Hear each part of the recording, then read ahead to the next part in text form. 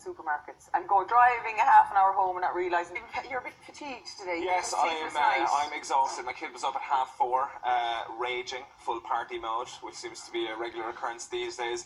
But what's funny for me is, like, it seems to be a generational thing with the Irish daddies, because being a new dad, like, I would have had the benchmark of my dad, and I would describe dads, really Irish dads, as kind of like the Toyota effect. Like, I had the Toyota Starlet, and now we have these Toyota Prius dads who are really sleek, you know, and really understanding and have empathy.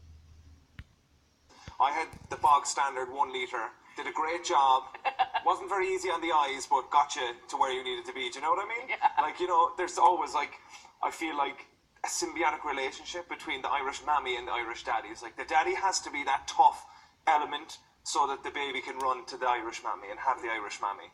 I just still think that's the case. Do you feel under pressure to be that kind of breadwinner, silent, strong daddy who takes out the rubbish and does all the DIY? Does that still exist even if you're only young? I would say so, absolutely. Like, I'd say that still is kind of like a big part of kind of how I was raised. You know, the whole manners thing, being chivalrous, taking out the trash, kind of like cooking the dinner and things like that. I would have taken that from my dad into my relationship and with my son then.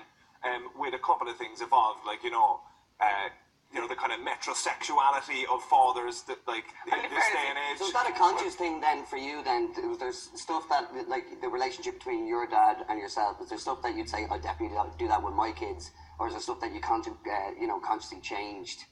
Oh yeah, always, always, you know what I mean? I'm trying to think now in relation to without hanging my father, like, on television here. What my dad would have done and what hanging you would do. PCC when I got home, like, 30 years old. Like, would you ever ring your dad for advice on something, like? You know what? I wouldn't, actually. I would go to my mom before I'd go to my dad about things. Like, so maybe that's a sign of something. But I think there's a different relationship with Irish mammies and their sons and Irish daddies and their daughters. There's a different. Oh, there is, and I mean, I certainly.